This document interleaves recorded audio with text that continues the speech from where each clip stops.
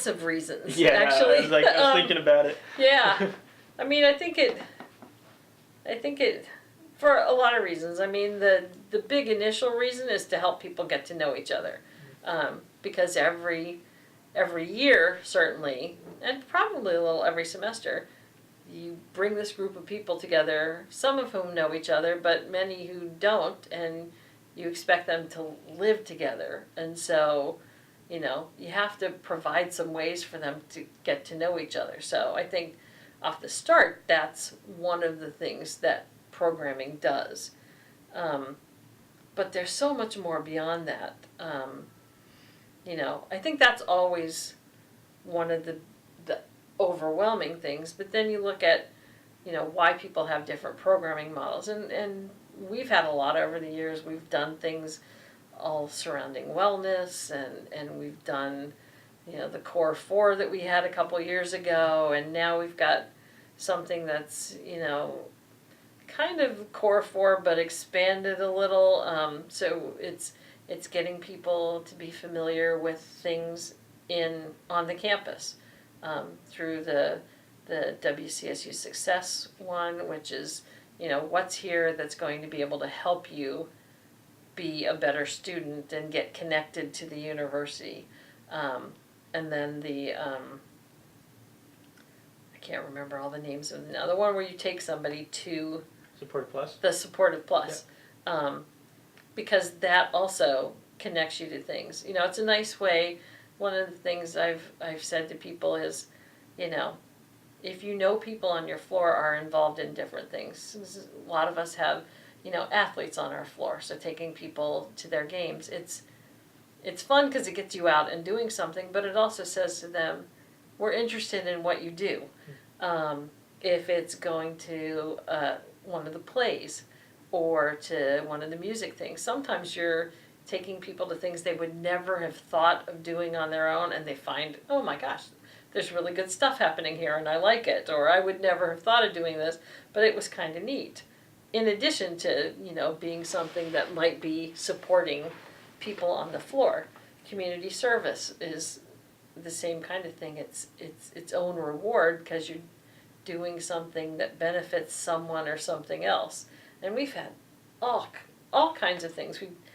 People do collections of food and clothes. We've done, like penny wars where you're collecting money, but also, going and helping out at the Dorothy Day House, or doing a Christmas thing with the kids from, one of the downtown centers that works with underdeveloped kids, or, our day of service here is a great day because you get to reach out and touch so many different organizations, and make, a really significant impact in the course of a couple of hours of a day.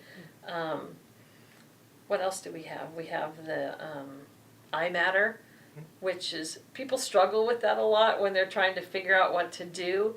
The whole concept of iMatter is about making better personal decisions. So it's about helping people think things through before they do it, because when you're young, sometimes you don't think about consequences, you don't think about something, you're just like, oh, this would be really fun, and you do it.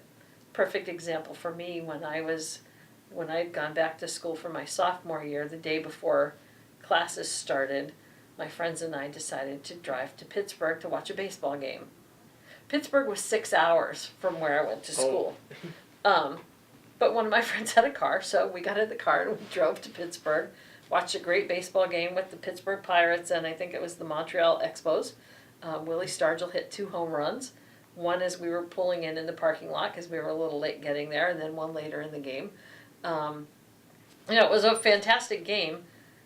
Started on our way back, and it was a time where there were gas shortages in the country, and our car ran out of gas. Oh. And what they had done to try to combat that, now you go and there are 24-hour places all over the place, and you can always get gas, but you couldn't then. So we had to, stop. We were fortunately by a Denny's, I think, and sit for like 3 hours while they while they waited for the gas station to open, and then we got back to school, and we got in like 6 minutes before my first class. Good decision making? Probably not. Was it a great time? Yes, it was. And memorable, obviously, because that was quite some time ago. But iMatter is kind of about that. So sometimes it's a very personal decision making thing about drinking and how much drinking, and are you walking out alone at night and those kinds of things. Sometimes it's more than that, introducing people to concepts and things they're going to need to help start to live on their own, helping to prepare them for those kinds of things. Being able to look at something critically and say, is this good or is this bad? So it might be talks of politics or things. And as you try to build those, what kinds of information can you give them as a takeaway with that, something that they can reflect back on later? So that could be, a handout or information that you do a little more than just pull up the first thing you find on Google and, give it to them. It could be that we oftentimes encourage you to bring somebody in as a presenter or a helper for that. So are there professors who, I know Professor Cook, for example, did a lot of work with, right now he's doing a lot of work with compassion and things. Mm-hmm. Might be a great thing to come in and talk about. How does compassion, we call ourselves a compassionate campus, what does that mean?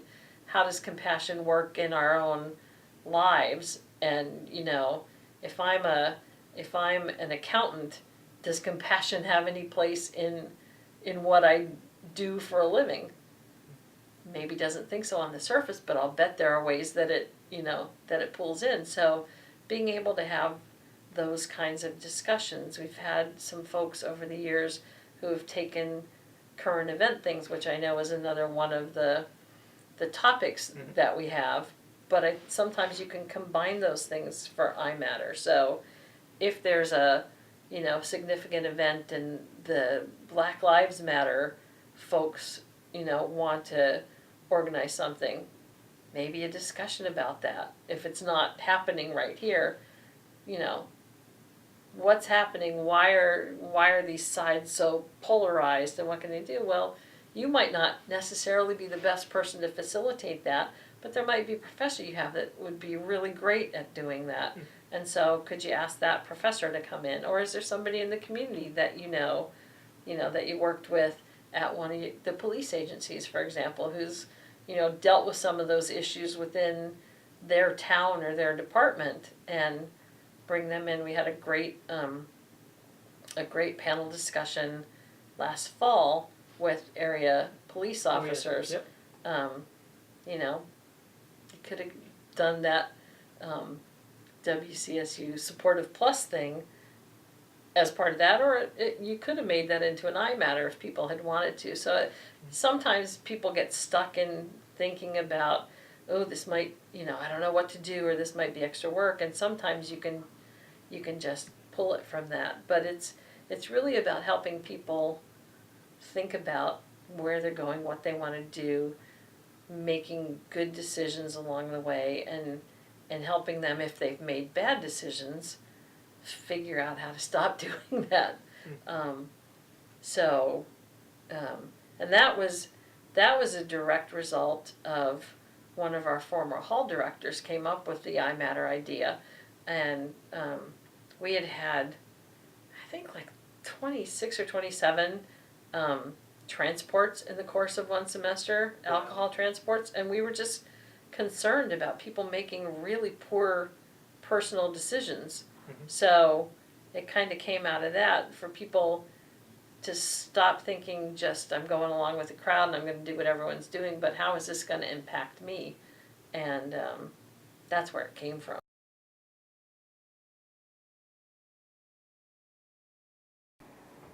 So when it comes to programming, what you got to do is figure out the need of your community.